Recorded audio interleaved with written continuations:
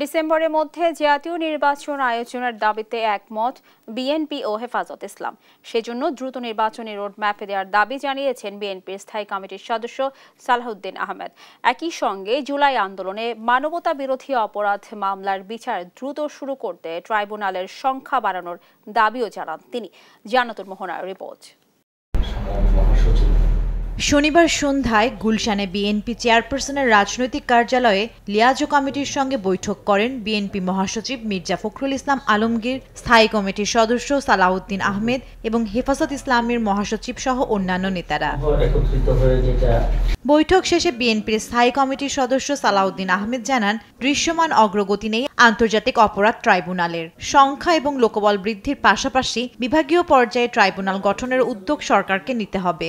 আন্তর্জাতিক অপরাধ ট্রাইব্যুনালের সংখ্যা বৃদ্ধি করা হোক, আন্তর্জাতিক অপরাধ ট্রাইব্যুনালের জনবল এবং লজিস্টিক সাপোর্ট বৃদ্ধি করা হোক, প্রসিকিউশন টিম, তদন্ত টিম এবং অন্যান্য সাপোর্ট বৃদ্ধি করা হোক। প্রয়োজনে বিভাগীয় পর্যায়ে ট্রাইব্যুনাল স্থাপন করা যায় কিনা সেটা পরীক্ষা করে দেখা যেতে পারে। এই সময় তিনি অভিযোগ করেন, বিভিন্ন মহল থেকে নির্বাচন পেছানোর পায়তারা চলছে। সংস্কারের পাশাপাশি ডিসেম্বরের মধ্যে নির্বাচন দেবার বিষয়ে একমত বিএনপি এবং হেফাজত। ডিসেম্বরের মধ্যে জাতীয় সংসদ নির্বাচনের জন্য মাননীয় প্রধান উপদেষ্টা আমাদেরকে আশ্বস্ত করেছিলেন, জাতির সামনে অনেকবার বলেছেন। কিন্তু প্রায় সময় দেখা যাচ্ছে কিছুদিন পর পর ডিসেম্বর থেকে জুনের থেকে ডিসেম্বরে এরকম একটা শিফটিং দেখা যাচ্ছে এবং বিভিন্ন মহল থেকে নির্বাচন বিলম্বিত করারও বিভিন্ন রকমের পায়তারা আমরা লক্ষ্য করছি।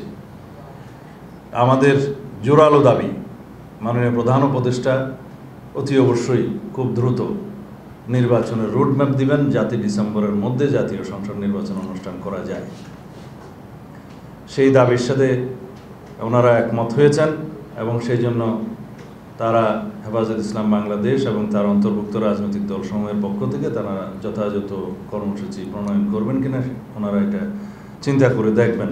গণহত্যার দায়ে আওয়ামী লীগের বিচারের বিষয়ে হেফাজত ও বিএনপি নেতা একমত বলেও জানান এ নেতা। হেফাজত ইসলাম বাংলাদেশের। জান্নাতুল মোহনা, দেশ টিভি, ঢাকা।